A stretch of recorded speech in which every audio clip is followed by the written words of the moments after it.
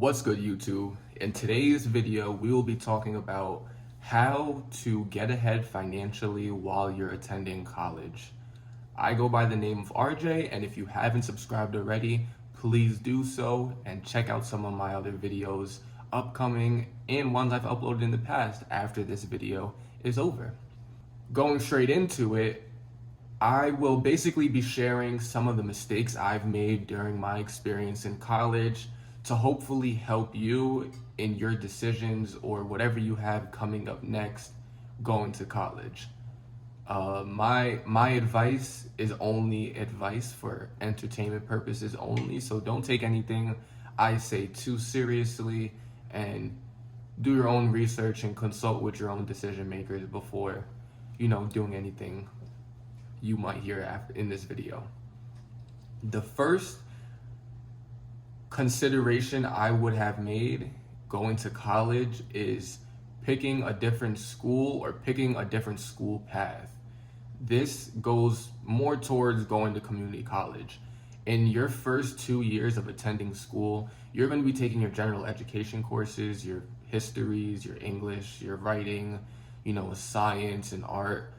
That's going to be what you're doing for your first 2 years. And I could have saved $4,000+ a semester if I would have just went to community school for the first 2 years, got my associate's degree, and then I would have had the freedom to pick any university that I wanted to attend to finish my degree if I chose to finish my degree after completing my first 2 years at a local community college. Going along with that, I think it's also important for you to really consider or reconsider going to college. Depending on your career field, college may not be necessary for you. If you are looking to become a real estate agent, for example, you do not need any sort of college. All you have to do is get licensed and you're good to go. If you're a dancer or you want to be a choreographer in the future, maybe it'll be better for you to find a local dance studio and get your foot in the door, get some work put in the industry, and in 4 years, I guarantee you'll be well off and doing better than the dancer who decided to go to college and study reading and writing for another 4 years instead of getting their foot in the door and doing what they actually wanted to do. But if you do want to become a lawyer, a doctor, you want to do something in the business field that requires a degree, then by all means go for it. But I would suggest going to community school first and saving thousands of dollars before going straight into a university. Next, and I'm kind of gonna just graze over this one because we hear it all the time, but scholarships and grants. I did take advantage of some of the statewide grants, but you usually get those through FAFSA. But I wish I would have submitted more essays and tried to find some more local scholarships. Even though it's only a couple $100, that will cover your books for the semester and maybe the next semester, or if you're commuting, it will help cut down on commuting cost. Going along with that, I think it is very important to work a part-time job while in college. I only say part-time because being a full-time student trying to get your degree as fast as possible is already a demanding task and a challenge for everybody who goes to school. So I wouldn't say go work a full-time job on top of that, but working part-time will help you financially, and if you find a part-time job in your career field, it will benefit you. You'll gain that experience by working in your career field, even if it's a low-level or entry-level position. When you do graduate, you have that option of advancing and moving up to a leadership role in that company, or you can switch and start applying for different companies with a stronger resume than a student who has a degree with no prior work experience. So definitely work a part-time job and start building some income and some experience. I'm just looking down to see my notes because I can't remember everything. The next thing is to stop eating out. I just had some great lemon pepper wings. Shout out to Rick Ross for recommending those, but spending $10 to $15 every day before or after class will really quickly and swiftly run through your paychecks, especially only working part-time. If you're living on campus, take advantage of the meal plan because you already paid for it in advance and you might as well eat on campus. I know the food sometimes isn't always what you want it to be. But if you're living off campus or in upperclassmen dorms where you don't have a meal plan and you're not at home where somebody else is cooking, then I strongly suggest getting groceries and do not eat out every day, and try to avoid the friends who are asking you to eat out every day, because $50 in a week will quickly add up to a lot of money throughout the year. And along with friends is, do not try to play the keep up game. When you go to university, you're going to be introduced to a new catalog of everything. There's going to be people from all around the country, all around the world in some cases. And with that type of diversification, there's also a lot of diversification in people's pockets.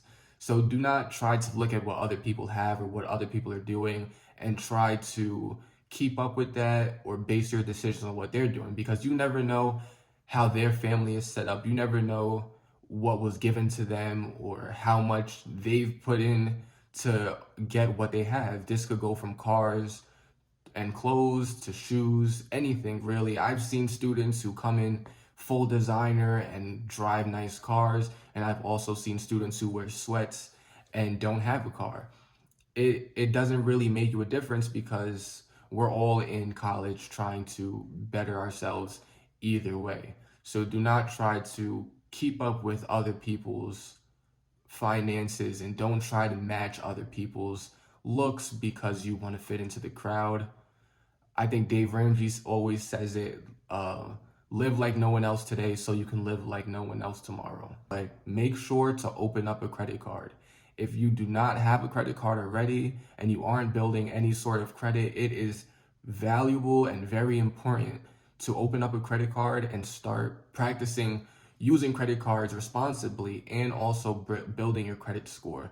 This will set you up in the future to buy your car at a better interest rate, even though I recommend buying your car out in cash with no financing. But when you're also going to buy a house or do anything financially, having a good credit score will, in most cases, save you some money and give you a better rate on whatever you're trying to purchase if you're financing it. If you haven't opened up a credit card already and you're watching this, go to Discover. They have great student credit cards, and most of the time you don't even have to do a secured card. I applied for the Discover It card for, regular cash back for students, and I was approved with like $1,000 limit, and there was no problem. I had no credit, and that's how I started building my credit. But if you have a couple $100s, you can also just get the secured card. It gives you a guaranteed approval because you're paying the money up front, and you'll receive your deposit back after a few months of proving your responsibility, or proving you're responsible, sorry. Next, I would save up every penny you can in college. Entering college, and if you end up going to university and you can't pay it up front, and you're taking out student loans, you're already playing the game in a negative. So to counter that, if you're working a part-time job and you're receiving some income, save up every single thing you can. I struggled with this because I was thinking that, if I'm only saving $100 a month and I'm saving, $200, $300 on a good month, that's not really doing nothing, and that's not going to get me anywhere.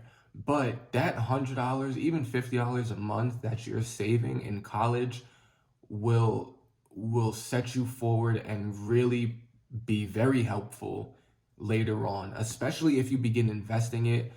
Saving is good, and practicing, holding on to your money is a great way to start. But if you can save $50 to $100 and you could begin investing that, by the time 2 years passes by, 3 or 4, if you started saving in the very beginning of college, that $1,000 a year will quickly turn into much more just through passively investing, buying SPY, buying a stock like VTO, and letting that money sit while you're in college. You'll build up a small portfolio. By the time you graduate, you have more options. You can keep that money in the account and, pay off your student loans because you found a good job. So you just pay it and let that interest keep building and not pay any taxes on it. Or you can take that money out of the account. Of course, you'll have to pay your taxes. If you did a regular account, you just have to pay your taxes at the end of the year. But if you did a Roth IRA, you'll get that small penalty for withdrawing early. But hey, you get that money, you still made a profit on your money, and now you have some capital to pay down your student loans with or to offset your monthly cost while you're still trying to figure out your working situation. And with that, my last tip is to pay down your student loans early. Another mistake of mine, which I should have done in college, is while you're in school, most of the time your loans are going to be deferred. So you're not going to have to pay anything until you graduate or until you withdraw and stop, being considered a full-time or part-time student. I wish I would have, put small payments in towards my loans, because those small loans that are $1,000, $2,000 from your subsidized and unsubsidized loans, you can really eat those away with small payments throughout your time in college. And that way, when you graduate, you've already knocked off one or two small loans, and you had the ball rolling early. So when those monthly payments are kicking in and now you have to pay them every month, you're already used to the structure of it because you've been putting in money every month, or you've made that mental frame of, I'm going to pay my student loans down while I'm going to school, and I'm going to chip away at these loans as fast as I can. That way, once you do graduate, you will have less loans and less money for interest to build on, because the interest rate sometimes does rise when you graduate, and you don't have to worry about, trying to refinance or consolidate your debt, because you would have paid some down already, and you already know the deal. You already know how it goes. But I just wanted to make a quick video. Hopefully I didn't make this too long. And if you watched this far into the video, one more tip I want to give you is start a business. If you have any goals, or you want to start a t-shirt business, a hat business, anything you want to start, and you want to chase your entrepreneurial side, definitely try to start it in college. This is the perfect time because you're surrounded by people. You have the teachers and the staff, faculty, you have other students around you. That's limitless networking while you're in school. So if you have a t-shirt company, you can now sell to everybody. Any business you want to start, I would suggest starting in college. Don't wait until you get that degree, and don't wait until, you want to wait because you'll have more time when you're not in school. If you start that business now, a whole bunch of people will know about it, and you'll have a whole bunch more customers being on campus and being around students on campus than when you graduate and you're in your job or your career field and these people aren't as interested and there's not as many people available to you.